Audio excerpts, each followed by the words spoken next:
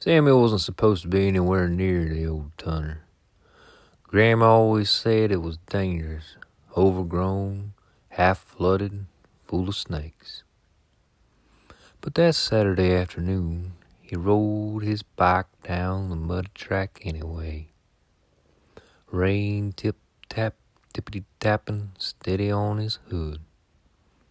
Kudzu hung over the entrance like green curtains, and inside the air felt cool and damp. That's when he saw her. A young woman, pale as moonlight, standing just outside the shadow of the tunnel. Her white gown glowed faintly, hair dark and slick from the rain.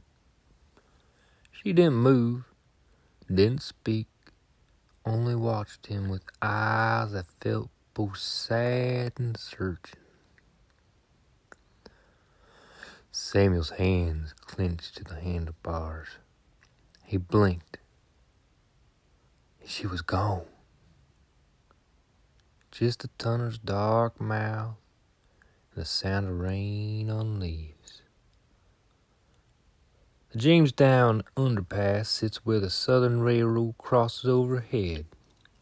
Folks stopped using the tunnel after the new road came through, and now it was just a place for moss, putters, and deckers. Sam's tires hissed in the water as he pedaled slow toward home, heart still thudding from what he'd seen. When Sam told Grandma what had happened, her quilting needle froze in midair.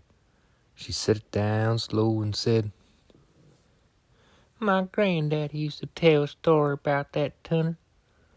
Happened back when cars were shiny new and man still wore hats to town." One rainy Saturday night, he was driving home from Greensboro in his old Chevy half-ton. The fog was thick enough to stir with a spoon. Soon as he came to the far end of the tunnel, he saw her standing by the shoulder, pale as moonlight, one arm raised for help. He pulled over, being the gentleman he was. He opened the door, and she climbed on in. Said her name was Lydia, and she needed to get to High Point. Wore a white evening gown, hair dark and damp against her cheeks. She didn't much talk, just told him where to turn now and then. They stopped in front of a little house. Granddaddy got out to open her door, but she was gone.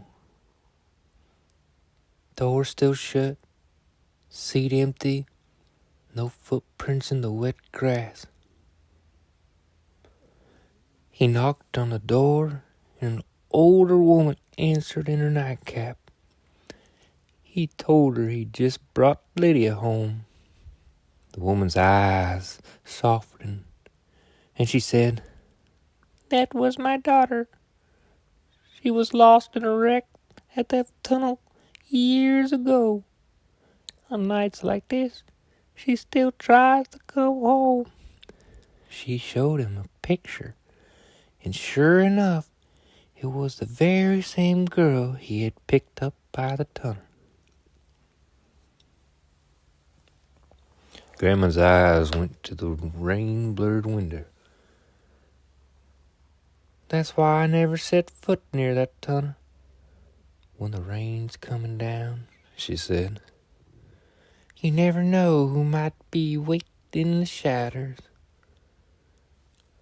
Now when Sam rides past that overgrown entrance, he slows down. Sometimes he thinks he sees that pale figure once again, just beyond the curtain of kudzu. The rain taps steady on his hood. Tip-tap, tippity-tap. and for a heartbeat, it sounds like footprints keeping time beside him. A cool breath brushes his cheeks. Air smells faintly of wild honeysuckle drifting through the night. And through the curtain of vines, he hears a whisper carried on the rain. I can't find my way. Won't you please take me home?